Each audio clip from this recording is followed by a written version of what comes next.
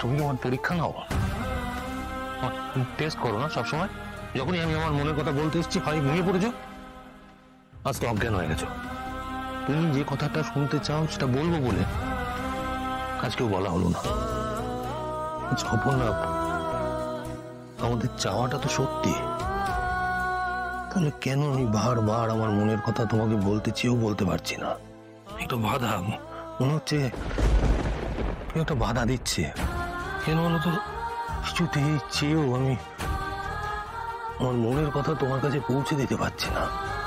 অপর্ণা, বলছো কি হয়েছে? বলো কি হয়েছে, বলো জয়, বলো অসুবিধা হচ্ছে? হ্যাঁ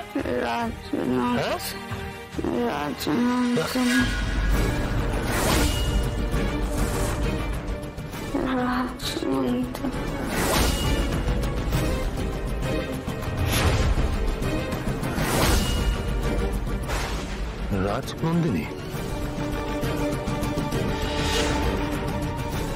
হ্যাঁ চলো তাড়াতাড়ি গিয়ে ভাতটা বসিয়ে দিতে হবে। স্যার, আপনি এভাবে অপুকে নিয়ে এলেন, আমরা না ওকে নিয়ে খুব দুশ্চিন্তা করছিলাম স্যার। ভগবানের অশেষ কৃপা, আপনি ওই সময় ওখানটায় ছিলেন।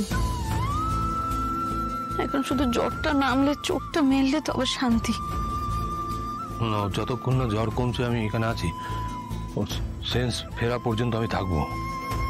না না, তার কোনো দরকার নেই স্যার, আপনি এমনি অনেক কষ্ট করেছেন না, আর দরকার নেই স্যার।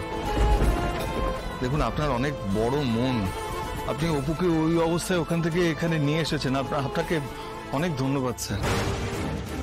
বাকিটা আমরা দেখে নিতে পারবো স্যার। কেন, উনি বলছেন যখন থাকুন না। আমাদের মেয়ে তো জলে পড়ে নেই শুনি, আমরা আছি, তোর বাবা মা আছি তো স্যার, আপনি কিছু মনে করবেন না। না না, আপনি একটু বসেই যান স্যার, কোনো ব্যাপার না। এই তো অপুর জন্য একটু গলা ভাত করবো, সবাই মিলে আমরা খেয়ে নেবো, তাই কিছু হবে না। না না, তা কি করে হয় স্যার? কি করে খাবেন এখানে? কেন, স্যার আগে আমাদের বাড়িতে খাননি? না, সে আগে যা হয়েছে হয়েছে, কিন্তু ওনার মতো মানুষের এটা মানায় না শুনি। তুমি একটু চুপ করো না, কি বলছে তার কোনো ঠিক নেই। না, আমাকেও ফিরতে হবে, আমি খেতেও পারবো না, আমাকে যেতে হবে, আমি আসি। অপর্ণার কেন এরকম হলো? নিজের মধ্যেই ছিল না যেন। শুধুই কি জ্বর নাকি অন্য কিছু? জ্বরের ঘোরেও কেন রাজনন্দিনী নাম ওর মুখে? আমি দেখা করবো বলেছিলাম, ওকে জানানো উচিত ছিল, একটু আটকে গেছি। ও অপেক্ষা করবে জানতাম, কিন্তু আমার বাড়ি অবধি চলে এলো কেন? রাজনন্দিনী কেন? হ্যালো এফএম, সে অপর্ণা অফিস থেকে কখন বেরিয়েছে? কেন স্যার? তোমাকে যেটা জিজ্ঞেস করছি তার উত্তর দাও। সবার শেষে স্যার, মীরা ম্যাডাম বেশ কিছু কাজ দিয়েছিলেন, সেগুলো সারতে সারতে একটু দেরি হয়েছিল, আর বেরোনোর সময় হঠাৎ ক্যাবিনেট রুমের চাবি চেয়েছিল, কিছু ফাইল দেখবে বলে বলছিল, খুব দরকার, তাই আমি বাধ্য হয়ে।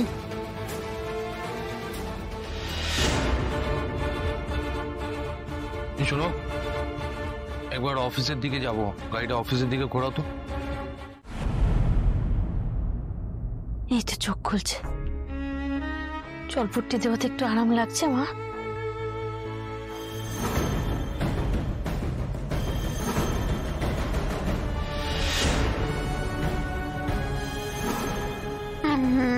হ্যাঁ মা, বল বল মা। এই তো আমি। মা বলে চুপ করে গেলি কেন? বলেছিলাম জ্বর গায়ে অফিস যাস না।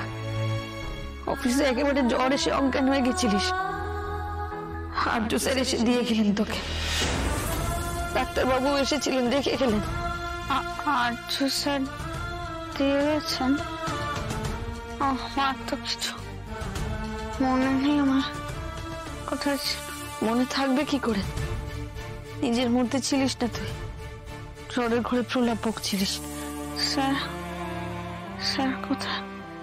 চলে গেছেন। না উঠিস না। উঠবি না অপু। অসুস্থ শরীর নিয়ে জেদ দেখে বেরিয়ে গেছিলি, তখন আমি বারণ করিনি, কিন্তু এখন আমি যেটা বলবো সেটা শুনবি। এরকম করে কথা বলছো কেন? মেয়েকে আমি বকাবকি করলে না আমার উপরে চড়াও হও, আর অসুস্থ মেয়েটার সঙ্গে এইভাবে কথা বলছো?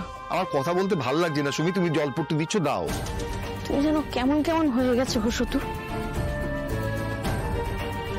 কি হয়েছেটা কি তোমার বলতো? তুমি যদি বুঝতে শুনি, কিছু একটা হচ্ছে যেটা হওয়ার ছিল না। এসব কি হলো আমার সাথে? যা কিছু আমি দেখছি তা কি সত্যি না স্বপ্ন? কাদের বাড়িতে গেছিলাম আমি? কি করে ওই বাড়ি আমার এত চেনা লাগলো? ঘটনা ঘটেই চলেছে, আর আমি বাবা হয়ে সামলাতেও পারছি না, তোকে রক্ষা করতেও পারছি না অপু। আমি নিজেকে অনেকবার বোঝানোর চেষ্টা করেছি, কিন্তু এখন আর। আমি বুঝতে পেরেছি বাবা, আমি তোমাকে কথা দিচ্ছি এরকম আর কখনো হবে না। সবকিছু তো তোর হাতে নেই অপু। তুমি আমাকে ভরসা করো তো, নিজের মেয়েকে ভরসা করো তো, একটা সুযোগ দাও আমাকে।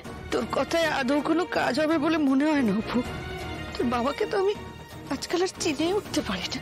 অপু, বাবা তুমি কাঁদছো কেন এরকম ভাবে?